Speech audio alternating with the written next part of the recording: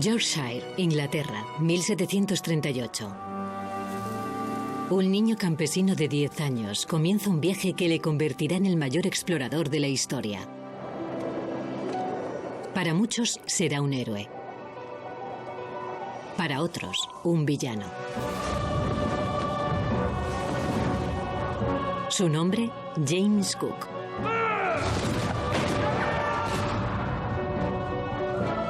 A los 30 años, aquel ambicioso joven marchó a la guerra como navegante consumado y regresó convertido en un gran científico que cambiaría el mundo.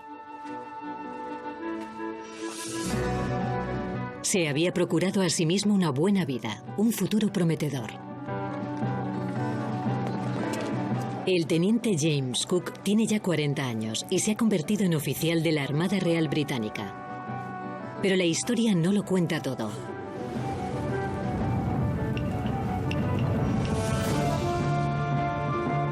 Me he embarcado en un viaje para indagar más a fondo y poner al descubierto la faceta personal de este genial descubridor.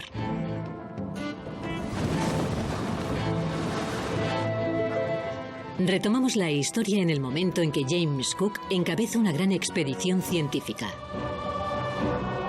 Ha conseguido cruzar a salvo con su tripulación el inmenso Océano Pacífico, el mismo océano que acabará haciéndole famoso. Encontrará nuevos pueblos, nuevas culturas y cartografiará islas desconocidas.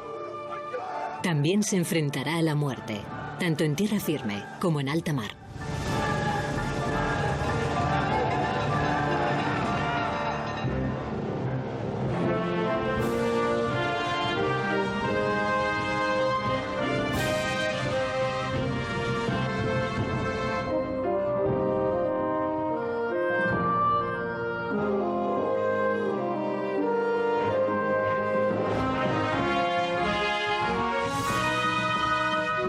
El capitán Cook, tomando el mando.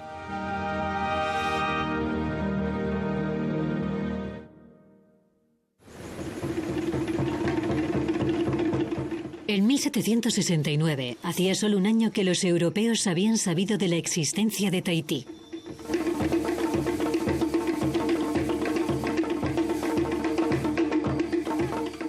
Era un paraíso y el mejor destino al que te puedan mandar, estando en un brutal cuerpo de marina.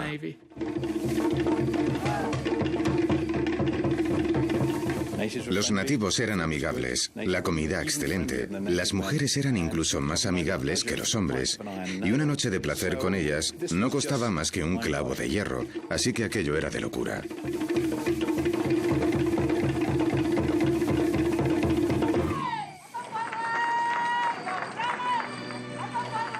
Pero el capitán Cook solo tiene ojos para mirar al firmamento. El planeta Venus va a pasar por delante del Sol. Y eso no volverá a ocurrir hasta pasado más de un siglo. Cronometrar el fenómeno con precisión servirá para conocer mejor la distancia entre la Tierra y el Sol y ayudará a que los navegantes determinen dónde se encuentran. James Cook tenía 7 semanas para instalar la base de operaciones y prepararse para el tránsito de Venus. Sus hombres construyeron un fuerte justamente aquí, donde estoy sentada, y lo llamaron Fuerte Venus. Cook pide permiso a los jefes de la isla para construir una base de operaciones. Quiere mantener buenas relaciones con los nativos. Su tripulación no podía estar más de acuerdo. Los británicos y los tahitianos empiezan a conocerse y les gusta lo que ven. Joseph Banks explica en su diario: casi no doy crédito a lo que acontece. Los habitantes de la isla han resuelto disfrutar una plena libertad en el amor.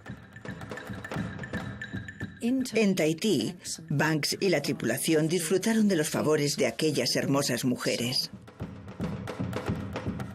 Cook fue seguramente el único que no participó en este tipo de actividad sexual. Banks ciertamente sí lo hizo. De hecho, puede que estuviera tan interesado por las mujeres tahitianas como por los especímenes botánicos de las islas. Hice cuanto estuvo en mi mano para impedir el avance del desgobierno venéreo, pero todo fue en vano, pues no conté con el apoyo de nadie en el barco. Cook creía firmemente en la disciplina y toda conducta sexual ofendía gravemente ese sentido suyo de la disciplina. James Cook sabía que si bien su presencia allí sería corta, el impacto de su visita cambiaría para siempre las vidas de los isleños. Aquello le preocupaba mucho, pero de momento tenía una preocupación aún más acuciante.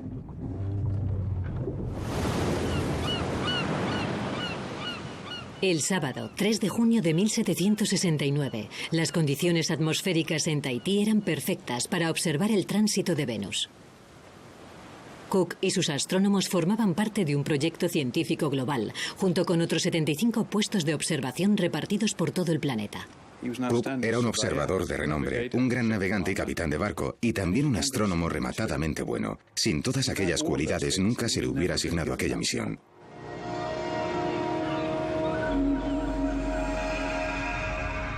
Aquel pequeño punto oscuro tardó horas en cruzar la esfera solar. Horas de una creciente frustración. De su diario se desprende que Cook sabía que sus mediciones no iban a ser exactas debido a un inesperado efecto óptico. Una atmósfera de resplandor crepuscular afectó grandemente a los tiempos registrados. Había muchas cosas que podían salirle mal a Cook. Sin ir más lejos, podía haber hecho un día tan malo como hace hoy, nublado y lluvioso. Pero aún con una meteorología perfecta, ni él ni nadie pudo imaginar que estaban condenados al fracaso. Se enfrentaban a algo que se denomina efecto de gota negra. Imaginen que mi pulgar y mi dedo índice son el Sol y el planeta Venus. James Cook debía empezar a medir desde el momento en que entraran en contacto por primera vez. Pero al acercarse ambos, justo antes del momento del contacto, una ilusión óptica distorsiona sus bordes, haciendo que se unan. Resulta casi imposible cronometrar con precisión. Siendo como era Cook un perfeccionista obsesivo y jugándose como se jugaba su reputación en aquel viaje, aquello debió sacarle de quicio. La reacción de Cook fue notable. No existe en su diario ninguna referencia al tránsito de Venus. Resulta claro que no aceptaba fácilmente los fracasos. Evitó dar cualquier muestra de emoción y se concentró en las órdenes secretas que había recibido, escritas y selladas un año antes en Londres. Aquellas órdenes instan a James Cook a resolver el enigma más duradero de la historia. En el año 1769, al menos un tercio de la Tierra no aparece en los mapas. Sobre todo se trata de la zona del Pacífico, justo donde se encuentra entonces Cook. Nadie en Europa sabe con exactitud qué hay en el hemisferio sur, pero imaginan enormes masas de tierra firme, un gran continente austral. Era como la cara oculta de la Luna. Todavía no había sido descubierto. El gran continente del sur era el sueño de todos los países. ¿Qué había en el hemisferio sur? No lo sabían, aunque se especulaba con inmensas riquezas y civilizaciones que esperaban a ser descubiertas. Hubiera lo que hubiera en aquellas tierras, lo cierto es que animaba a todas las naciones a enviar expediciones al sur para encontrar aquel continente rico en recursos. El gran continente del sur, una leyenda geográfica y una idea tan poderosa que incluso los mejores cartógrafos occidentales lo dibujaron como si fuera real. Echemos un vistazo. Estamos ante un mapa holandés del año 1659. Aquí tenemos el viejo mundo, un hecho geográfico comprobado. Y aquí está la Terra Australis, una mera fantasía. Está dibujada con todo detalle. Son sus líneas de costa e incluso ríos y nombres de lugares. La llamaron Terra Australis non dum cognita, la Tierra del Sur aún no conocida. Se inició una carrera entre las superpotencias europeas para encontrarlo, cartografiarlo y poseerlo. El Pacífico, hasta donde se conocía entonces, estaba bajo el dominio español. El Reino de España poseía América del Sur, Centroamérica, las Filipinas. Gran Bretaña estaba creando una armada muy potente y por primera vez conseguía imponer su control sobre las rutas del comercio mundiales. Su objetivo era tener una base en el continente del sur desde donde atacar a los mercados españoles para comerciar, hacerles la guerra o ambas cosas. En el siglo XVIII los británicos no tenían inconveniente en usar la violencia en los negocios. Volvamos pues con Cook en el Endeavour, anclado justo allí. En su poder estaban las órdenes del almirantazgo. Dado que existen razones para pensar que en el hemisferio sur podría encontrarse un continente de vasta extensión, Por la presente se le ordena hacerse al mar para descubrir dicho continente.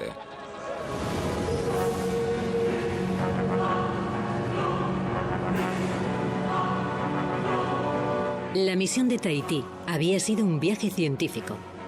Pero al poner el Endeavour rumbo a aguas desconocidas, Cook emprende ahora un viaje de descubrimiento.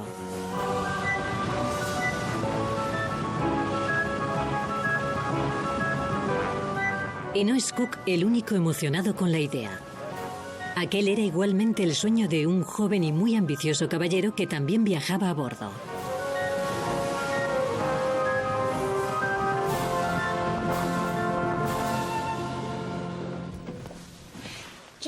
Joseph Banks es un rico aristócrata, apasionado por las ciencias naturales. Ha pagado 10.000 libras para embarcarse en aquella aventura y se ha adaptado perfectamente al espíritu del viaje. Él y otros marineros se hicieron tatuajes, una costumbre originaria de Tahití y que se pondría muy de moda entre los miembros de la Armada Real. Banks ha ido tomando cientos de muestras de flora y fauna y completa su colección con un joven polinesio de nombre Tupaya. Tupaya es un sacerdote tahitiano y para Banks es un exótico objeto de recuerdo para mostrar a sus amigos cuando regrese a Londres. No veo por qué no quedármelo como curiosidad, como hacen algunos vecinos míos con leones o tigres.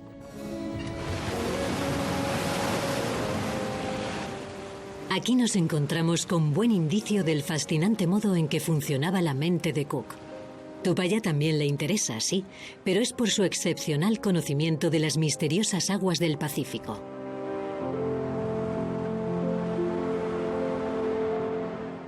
Cook le respetaba por sus conocimientos geográficos y de navegación, y además Tupaya fue para ellos un traductor impagable en su travesía por las islas polinesias. Cook siempre se fiaba de la experiencia de los nativos y creo que es justamente lo que lo diferenciaba de los demás navegantes del mismo periodo. Su disposición a aprender de la sabiduría local, a tratarse con los indígenas. Tupaya dibujó un mapa para Cook.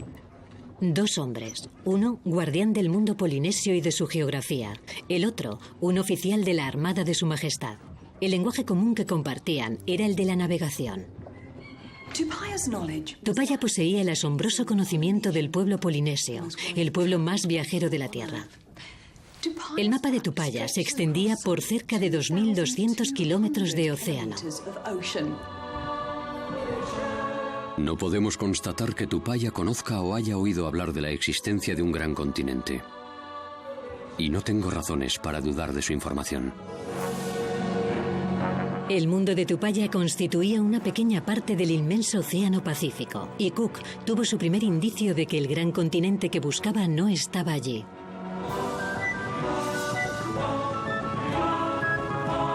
Su largo viaje le llevaría a los confines del mundo.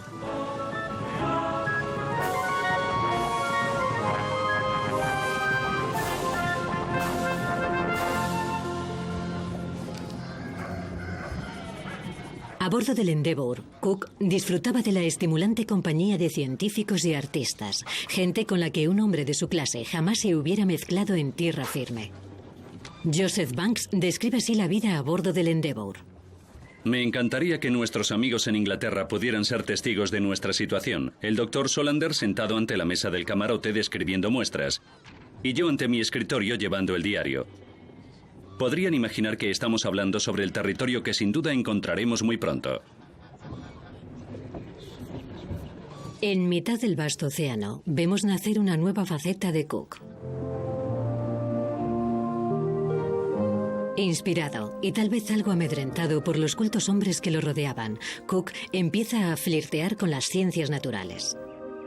Al fin y al cabo, esa era la afición propia de todo caballero explorador. Albatros, pardelas y petreles llegan al barco. Cientos de pájaros más pequeños que palomas, con lomos grises, vientres blancos y el extremo de sus colas negro. Tienen una franja oscura que cruza la parte superior de sus alas.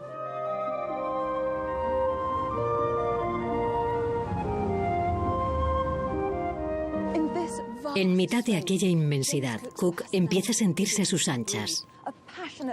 Es un hombre apasionado, en paz consigo mismo y con un control perfecto sobre un barco que surca un océano infinito. Este es el mundo al que pertenece. Una de las cosas que hizo destacar a Cook entre la mayoría de sus colegas de la época fue el hecho de que él había estado al otro lado del muro entre clases sociales, es decir, había sido un marinero raso, había trabajado en cubierta, había sido miembro de la tripulación y sabía lo que era acatar órdenes mejor que cualquiera de los otros capitanes. La tripulación respetaba a Cook enormemente porque parecía que podía olfatear qué tiempo iba a hacer o si iban a encontrarse con tierra al pasar el horizonte. Era un marinero de un instinto notable. Era precisamente su conocimiento del mar lo que hacía que Cook dudara de la existencia de un continente desconocido, a diferencia de Joseph Banks, quien estaba convencido de que el territorio estaba ahí, esperando a que alguien lo descubriera. Por entonces vivía en Londres un tal Alexander Dalrymple. Era un geógrafo especulativo. Eso hoy quizá parezca absurdo, pero en aquella época la suya era una profesión respetada. Dalrymple había dibujado un mapa del Océano Pacífico, basado en todos los viajes hechos por navegantes. Miren esto. Pone indicios de tierra y aquí indicios de continente. Resulta muy sugerente. Alexander Dalrymple era amigo de Joseph Banks y Banks estaba firmemente convencido de la existencia de un continente desconocido. Creía que iban a toparse con él en cualquier momento.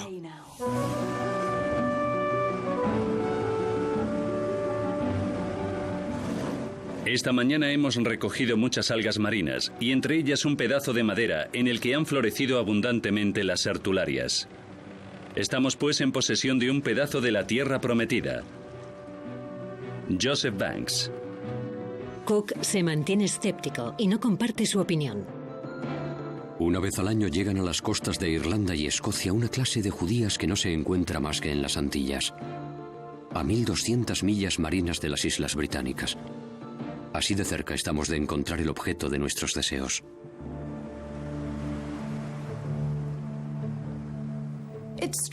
Es extraño que dos hombres que trabajen tan bien en equipo tengan actitudes tan diferentes con respecto a este punto. Cook solo había cursado 4 años en la escuela elemental, pero había aprendido a afrontar las cosas desde un punto de vista científico. Quería ver, medir y categorizar. Por su parte, Banks era un reputado estudioso de las ciencias naturales, con la mejor educación que el dinero podía comprar, y sin embargo tenía una visión mucho más romántica de aquel viaje. Banks quiere que el continente exista, mientras que Cook está allí para hacer su trabajo, y ese trabajo requiere datos, hechos comprobados. Cook navegó hasta una latitud de 40 grados sur y no encontró nada, ni rastro del continente austral. Así que retomó sus órdenes secretas que le indicaban que de no ser descubierto el gran continente del sur, debería dirigirse hacia el oeste, hasta que lo descubriera o se encontrara con la tierra ya descubierta por Tasman. Así es como se representaba Tasmania en los mapas de 1769. El explorador holandés Abel Tasman la había bautizado como Tierra de Van Diemen en 1642. Se creía que se trataba de la costa oeste del nuevo gran continente.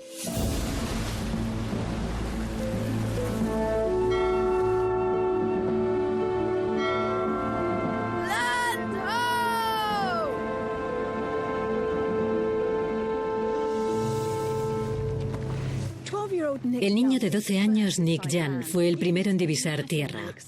Podemos imaginar la emoción que supuso. ¿Era realmente el continente, la tierra que había divisado Abel Tasman casi un siglo antes? Todas las opiniones parecen coincidir en que se trata verdaderamente del continente que hemos venido a buscar, Joseph Banks. Lo único que Cook sabía era que estaba divisando la costa este de un territorio no identificado. La forma más rápida de averiguar si aquel era el gran continente buscado era preguntar a la gente que allí habitaba, una gente que iba a causar un profundo impacto sobre James Cook.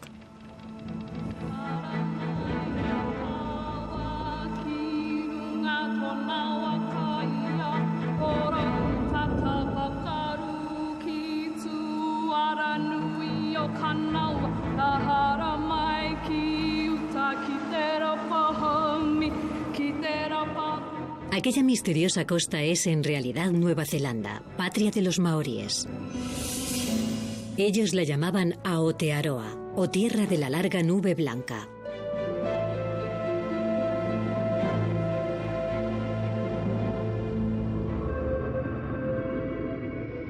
El Endeavour echó el ancla ante lo que ahora es Gisborne, casi en mitad de la costa de la isla norte.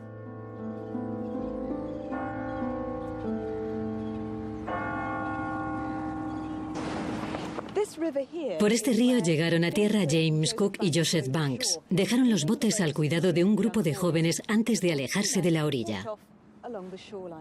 Timaro les contemplaba desde la cima de aquella colina.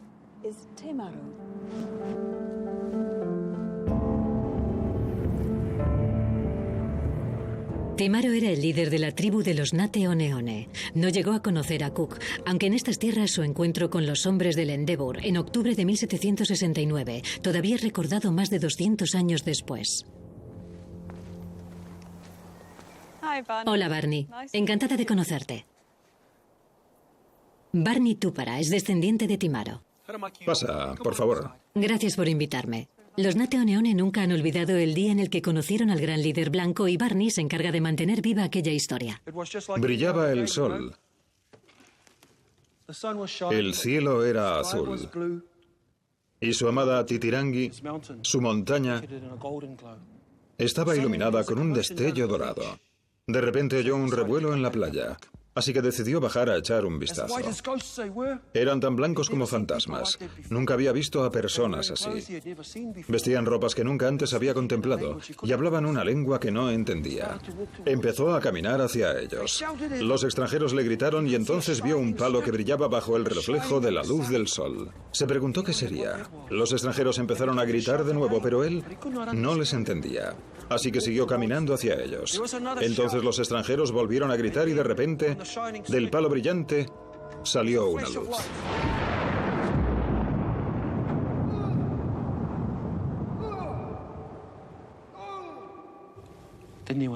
Después la oscuridad. Se llamaba Timaro y era mi antepasado. Era un hombre pacífico. Había bajado simplemente para echar un vistazo. Para nosotros, Cook llegó con un ejército armado con mosquetones para conquistar a nuestra gente. Vino para quedarse con nuestra tierra.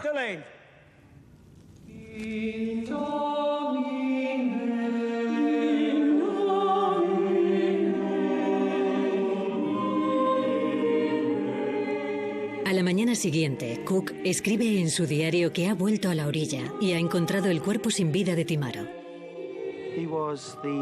Timaro era el jefe de aquellos hombres. Y su muerte provocó en nuestro pueblo no el pánico, sino un sentimiento agridulce que les hizo albergar sus dudas acerca de lo que había sucedido.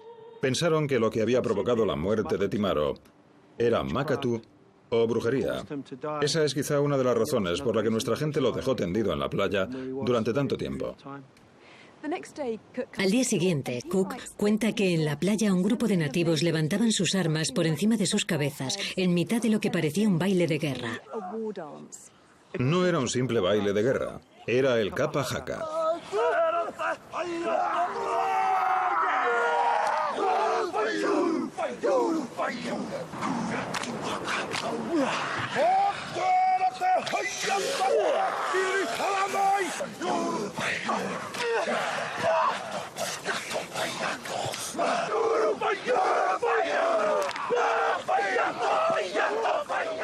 El haka que presenció Cook podía ser tanto una expresión de agresión como una celebración o una demostración de fuerza y valentía.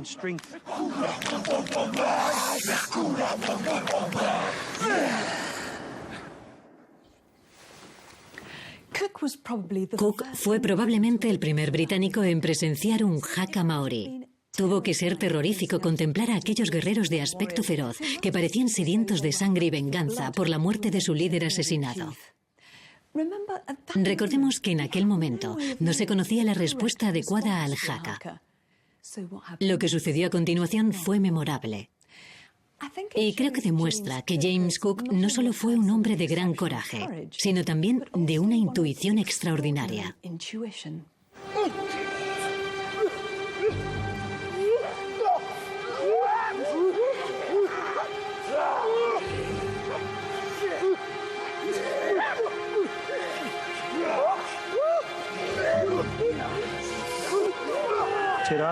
Terakau era el encargado de dirigir el Kappa Haka que bajó aquel día a la playa. Cook se acercó para conocerle.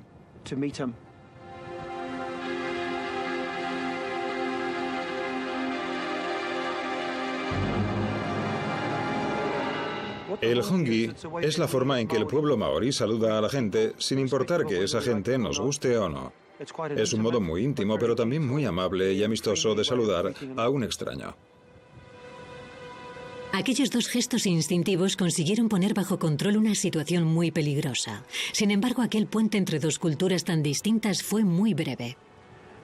Poco después del hongi sucedió algo inesperado. Es justo decir que Terakau sacó su espada. No sabemos por qué lo hizo, quizá estaba nervioso, al igual que los hombres que lo acompañaban.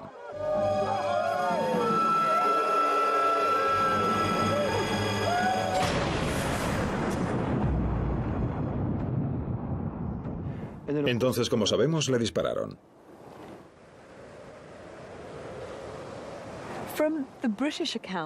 En las crónicas británicas se cuenta que Cook colocó un abrigo rojo perteneciente a uno de sus marineros, sobre el que hoy sabemos era el cuerpo de Terakau. ¿Se recoge en la tradición oral maorí aquel gesto como un símbolo de reconciliación? En cierta manera, sí. Es justo decir que con el abrigo rojo se observó el deseo de aceptar que lo que había pasado no debió suceder y que Cook aceptaba su responsabilidad.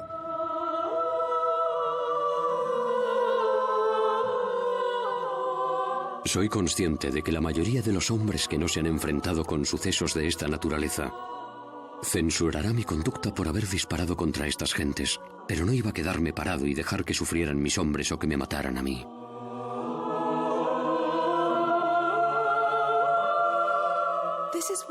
Aquel fue uno de esos raros momentos en que la historia se cuenta desde ambos bandos. Barney y su tribu consideran las muertes de Timaro y Terakau como un ejemplo de la devastación cultural que trajo consigo el asentamiento británico, empezado por Cook. Sin embargo, existe la otra versión, la versión del imperio, si queremos llamarla así. Cook y su tripulación están al servicio de la corona y del país. Se encuentran a mucha distancia de sus hogares y su obligación es mantenerse a salvo. Aquel encuentro ha salido mal, y sabemos por los diarios de Cook que también estuvo muy preocupado por los efectos que aquel contacto pudiera tener sobre los indígenas de aquella parte del Pacífico.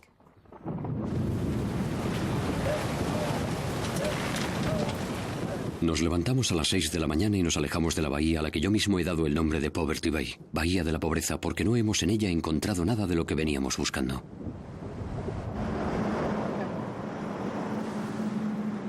James Cook es consciente de que su paso por aquellas tierras había sido un desastre. Y yo creo que la bautiza Poverty Bay, llevado más por su propia sensación de fracaso que por no haber conseguido provisiones.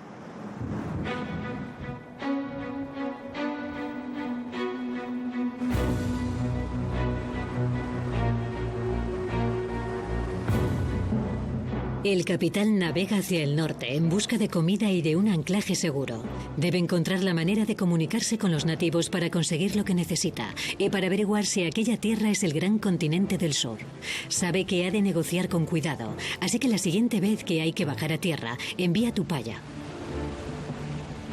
El Endeavour echa anclas en un lugar llamado Tolaga Bay.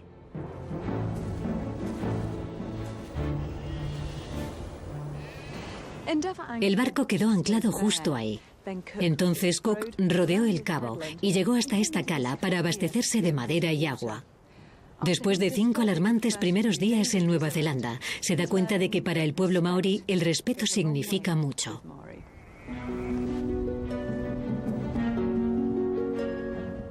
Durante nuestra estancia en esta bahía, tratamos con los nativos a diario. No puse límites a mis hombres para que compraran todo lo que desearan, aunque sabía que los nativos no solo negociarían, sino que sacarían un buen precio por todos los artículos que vendieran. De sus palabras se desprende que Cook era mucho más que un simple explorador empeñado en elaborar un mapa de aquella costa. Sus reflexiones nos desvelan las coordenadas morales del mapa de Cook como hombre. Este es uno de esos lugares que te invitan a detenerte y reflexionar. Llevo en mi bolso una pintura realizada por uno de los hombres de la expedición, quizá por el mismo Cook. Miren esto. Miren esas rocas. Y ahora miren esas de ahí. Quien quiera que hiciera este dibujo estaba sentado justamente en este lugar.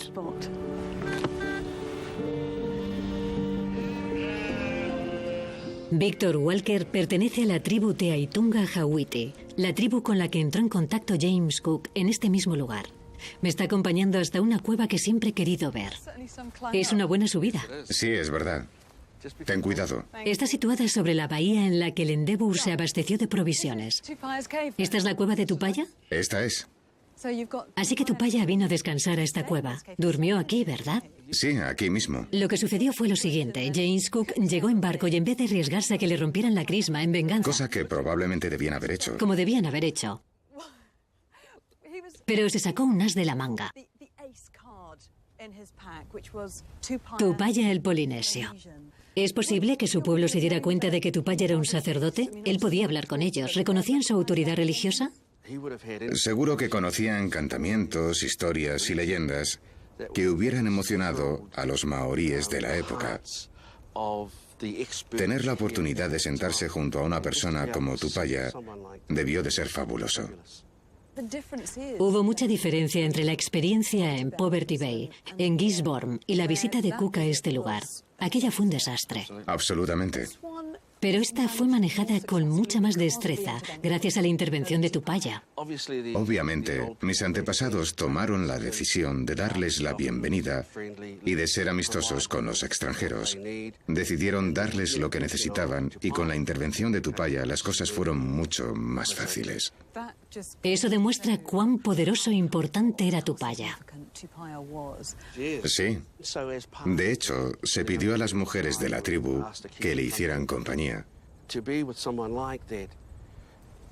Estar con alguien como Tupaya tuvo que ser un gran honor para ellas, con un hombre de sabiduría excepcional,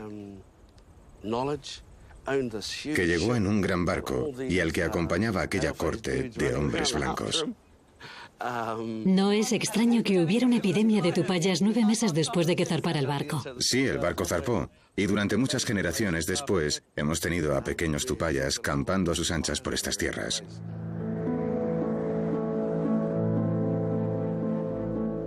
El 29 de octubre de 1769, después de pasar aquí 5 días, Cook abandona la bahía para continuar su exploración de aquella nueva tierra. Mientras tanto, un muchacho, Tejoreta, dejaba una descripción de James Cook para la posteridad. Había un hombre que era el más importante del barco. Se podía ver por su noble conducta y maneras que él era el señor del barco. Algunos extranjeros hablaban mucho, pero él era de pocas palabras. Se acercó a nosotros, los niños, y nos tocó las mejillas y la cabeza con gentileza, mientras hablaba como en un susurro. El hombre blanco hizo algunas muecas, mientras señalaba hacia la orilla. Uno de nuestros mayores dijo: «Está preguntando por el tamaño de la tierra». Para entonces, Cook ya sospecha que aquello es una isla y no el gran continente.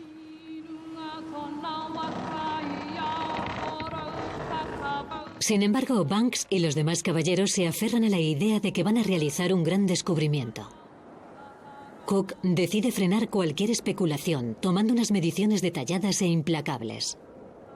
Durante los siguientes 6 meses, cartografió minuciosamente lo que se descubrió más tarde que eran las 2 islas que hoy conocemos como Nueva Zelanda.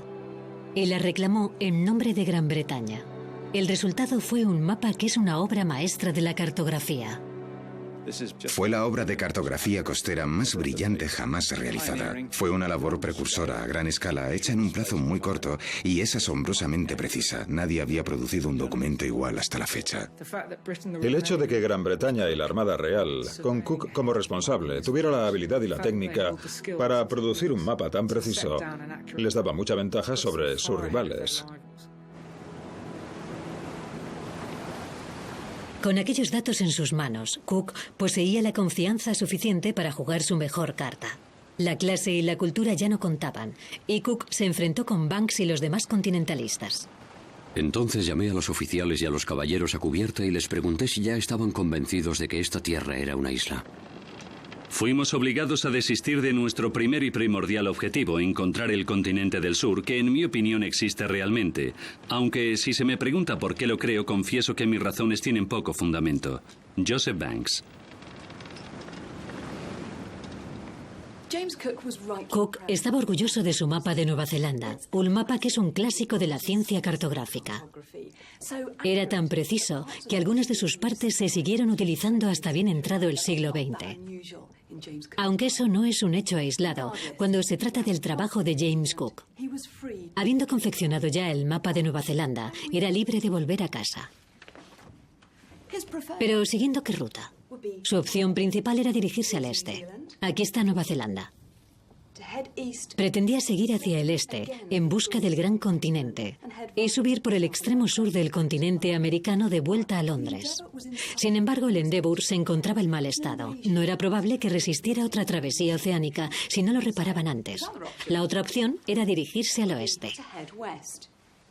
Aquí está Nueva Zelanda. Y este es el Cabo de Buena Esperanza, en África, y de vuelta a Londres. Sin embargo, y aquí está la clave, Cook escribió en su diario que no se podía realizar ningún descubrimiento yendo hacia el oeste. Ningún descubrimiento. Cook tenía un plan. Aquí está Nueva Zelanda. Justo en el noroeste encontramos este vasto trecho de tierra llamado Nueva Holanda, del que no se conocía la costa este. Y el teniente James Cook estaba decidido a explorarlo.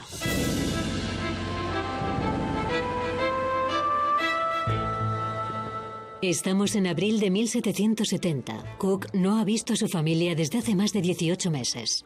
No ha estado en Londres en el 7º cumpleaños del pequeño James. Nathaniel ya ha cumplido 6 años y Elizabeth 3. Además, cree haberse perdido también el primer cumpleaños del pequeño Joseph. No tenía modo de saber que Joseph había muerto un mes después de que él abandonara Inglaterra, y pasarán otros 15 meses antes de que vuelva a casa y conozca la triste realidad. Mientras tanto, Cook planea su futuro.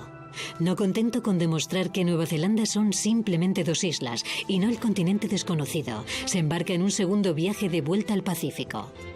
Va a ser una búsqueda metódica, rigurosa e implacable, que le llevará a descubrir la verdad sobre el gran continente de una vez por todas. Justo 3 semanas más tarde, Cook divisa la tierra que le otorgaría su lugar en la historia.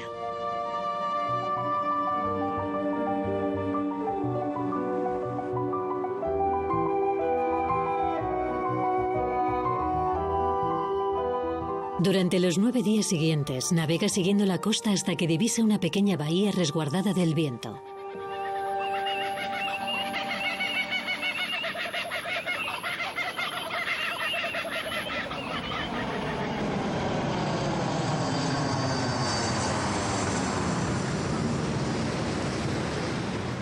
Todavía hoy se accede a Nueva Holanda por esta bahía. Aquí se encuentra el aeropuerto de Sydney, porque actualmente Nueva Holanda se llama Australia.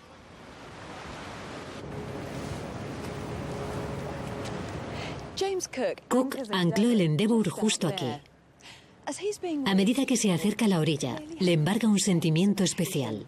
Sabe que el primer hombre que ponga un pie en tierra será recordado por la historia. Se vuelve hacia el sobrino de su esposa, un marinero de 17 años de nombre Isaac Smith, y le dice: Isaac, deberías ir primero. Esta es la roca en la que desembarcó Cook. Como si de una roca sagrada se tratara, aquí se conserva una placa en memoria de Isaac Smith. Y justo aquí está el monumento a James Cook. Detrás de él hay otro monumento, esta vez en honor a Joseph Banks.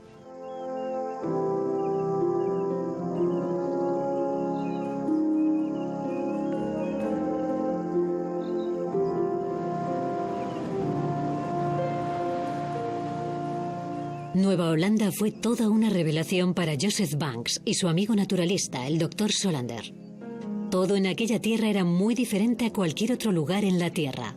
Los especímenes que encontraron en las costas de Australia eran completamente nuevos para la ciencia europea y, por supuesto, nuevos para Banks y Solander. Su entusiasmo se filtra en las páginas de su diario. Estaban ante un nuevo cuarto del mundo desde el punto de vista del naturalista.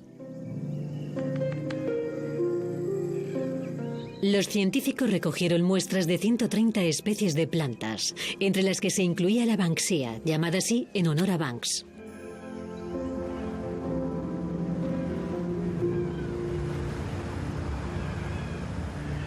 Sin embargo, Cook estaba perplejo porque no había contacto con los nativos.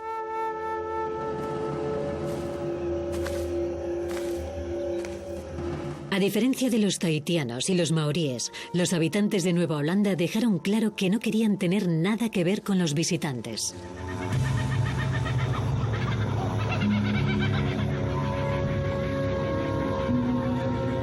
He visto a varios nativos, pero todos han rehusado nuestro acercamiento. Ni nosotros ni Tupaya entendíamos una palabra de su lengua. Hemos visto varios niños pequeños, pero no hemos conseguido comunicarnos con ellos. Creo que es probable que los aborígenes se dijeran a sí mismos que aquello no estaba sucediendo, que aquella gente no estaba allí. Y en su fuero interno pensaban, queremos que se vayan. Por supuesto, Tupaya viajaba en el bote con Cook, pero no conocía ninguna de las lenguas aborígenes. No es difícil imaginar lo diferentes que hubieran sido las cosas si se hubieran podido comunicar con aquellas gentes en Botany Bay. Si hubieran sabido lo que iba a pasar, si Tupaya hubiera podido decirles a los aborígenes que los británicos querían su consentimiento para conquistar el país, les hubieran respondido que su tierra no estaba en venta. En 8 largos días no se consigue establecer contacto entre las dos culturas. Así que Cook pasa sus horas insertando la bahía en el mapa del mundo, mientras Banks y los científicos llenan el barco con todo tipo de flora. Cook bautizó este lugar como Stingray Harbour, pero más tarde corrigió su diario y le cambió el nombre por uno que se haría famoso, Botany Bay. Cook corregía su diario continuamente, incluso días o semanas después de escribirlo. Quería que su informe al almirantazgo contuviera mucha más información que la de la simple travesía marina. Recordemos que ya estaba planeando su próximo viaje y necesitaba demostrar a sus superiores que era capaz de realizar grandes hazañas. Sin embargo, durante aquella visita, Cook había conseguido mucho más. 16 años más tarde, Gran Bretaña recordaría Botany Bay. Era el año 1780 y Gran Bretaña estaba en crisis. Sus celdas estaban tan llenas que los delincuentes tenían que ser encarcelados en improvisados barcos prisión en el Támesis. Así se creó una flota que los mandaría muy lejos, a Botany Bay.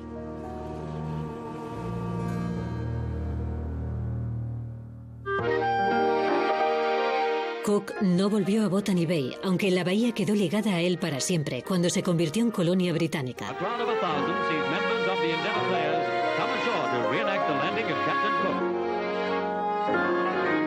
Para los australianos, Cook es el heroico descubridor de su tierra y quieren tenerle lo más cerca posible.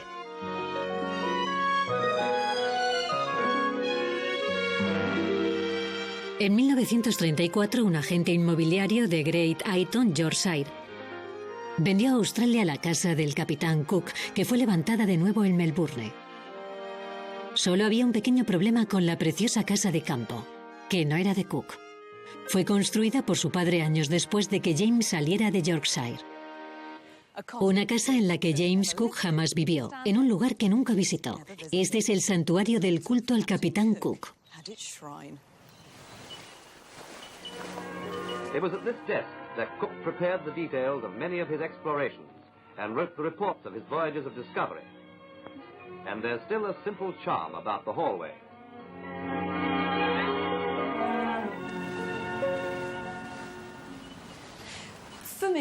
Para mí, esta casa es un claro reflejo del modo en que se construyen las historias y nacen las leyendas.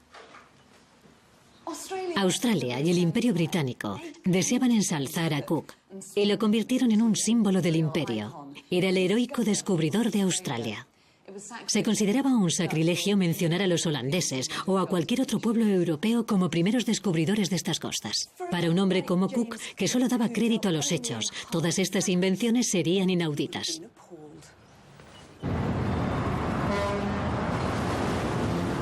Lo que me lleva hasta este hombre. George Collingridge, mi pariente lejano al que le encantaba meterse en líos. Me encontré con mi viejo antepasado por casualidad mientras investigaba el pasado de Cook. En 1895, George publicó un libro que causó mucho revuelo. El libro ponía en duda que Cook hubiera sido el verdadero descubridor de la costa este de Australia. De acuerdo con George, los portugueses habían llegado allí unos 250 años antes. Para la Australia de 1890, que estaba resuelta a formar parte del imperio, aquello constituía poco menos que una herejía. Las pruebas de George residían en una serie de mapas del siglo XVI, conocidos como los mapas Dieppe. En ellos se mostraba una tierra de igual forma e idéntica localización que Australia, solo que era denominada Java la Grande. Los mapas Dieppe siguen siendo motivo de controversia. El que Java la Grande fuese Australia no ha sido probado ni rebatido hasta ahora. Sin embargo, en 1890, George desató la polémica y afirmó que los historiadores de la época hicieron más hincapié en las exploraciones inglesas que en las de los portugueses o españoles. Pero la historia le había otorgado el primer premio a Cook. El 6 de mayo de 1770, una vez terminado su trabajo en Botany Bay, Cook sigue su camino subiendo por la costa este de Nueva Holanda. Durante 3 meses cartografiará metódicamente esta tierra desconocida.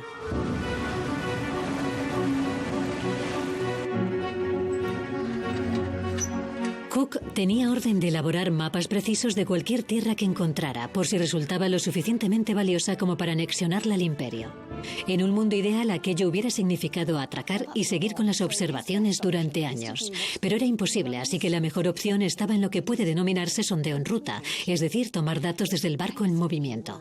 Suponía un trabajo increíble, y aunque Cook estaba en su elemento, imaginemos la presión a la que estaban sometidos los tripulantes que tenían que ayudarle, y que gracias al talante de su comandante no descansaron un solo instante.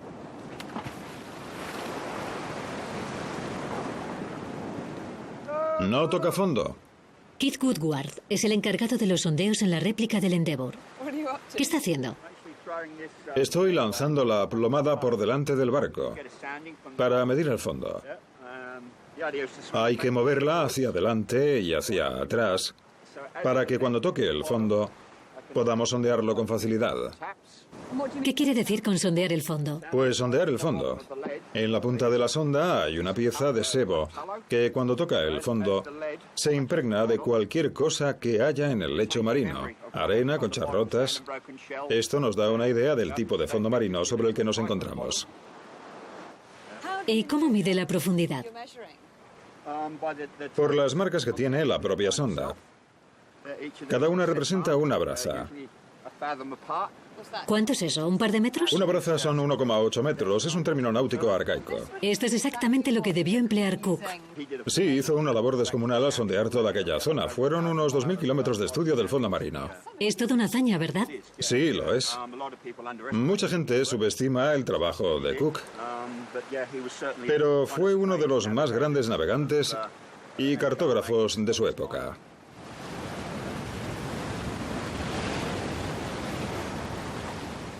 El sondeo en ruta no es muy emocionante. La verdadera diversión la encontraban cuando llegaban a la costa, y los hombres de Cook lo sabían. Habían estado en Tahití, un lugar maravilloso. ¿Podemos volver a Tahití, por favor? No, ahora estamos haciendo un trabajo diferente. Seguro que había mucha tensión a bordo. Anoche, mi ayudante, el señor Clark, fue objeto de unos sucesos bochornosos. Había estado bebiendo, y el resto de la tripulación, sin excepción, se aprovechó de su estado de embriaguez para cortarle las 2 orejas. Cook monta en cólera. Creo que estos comportamientos son altamente peligrosos en viajes de este tipo, y este es el mayor insulto que se podía lanzar contra mi autoridad en este barco. Sigue diciendo: siempre he estado dispuesto a escuchar cualquier queja contra cualquier persona de este barco. Cook quería ser el mejor de los capitanes y se tomó el incidente como una afrenta personal. Por desgracia, no todo el mundo estaba tan implicado como él en aquel viaje. Su tripulación llevaba fuera de casa no meses, sino años, y ahora navegaban junto a la costa perdida de la mano de Dios, mientras su capitán realizaba innumerables mediciones científicas que muchos de ellos ni siquiera entendían.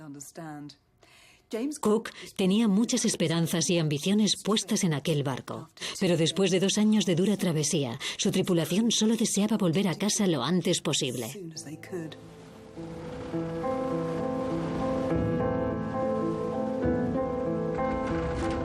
Sin embargo, mantener controlada la tripulación iba a ser el menor de sus problemas.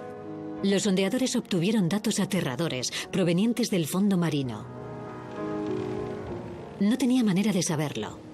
Pero mientras se dirigía hacia el norte, bordeando las costas de Nueva Holanda, Cook estaba poniendo en peligro toda la expedición. El Endeavour iba directo a una trampa, la Gran Barrera de Coral.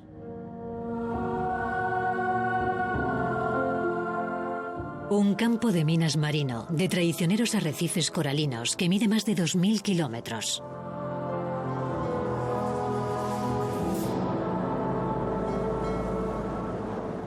Cook siguió adelante, aunque debió preguntarse si alguna vez dejaría atrás los bancos de arena repartidos por toda la costa. El 11 de junio de 1770, el sondeador informó de que había aguas profundas. Sin embargo, antes de que pudiera lanzar de nuevo la sonda, el barco chocó contra la barrera de coral.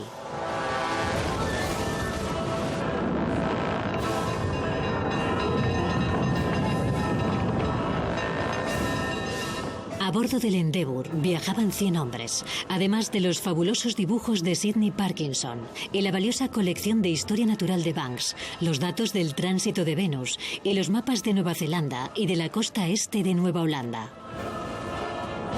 Se trataba de una carga de valor incalculable. Todos esperaban que Cook lo salvara y él estaba a punto de enfrentarse al mayor reto de su vida.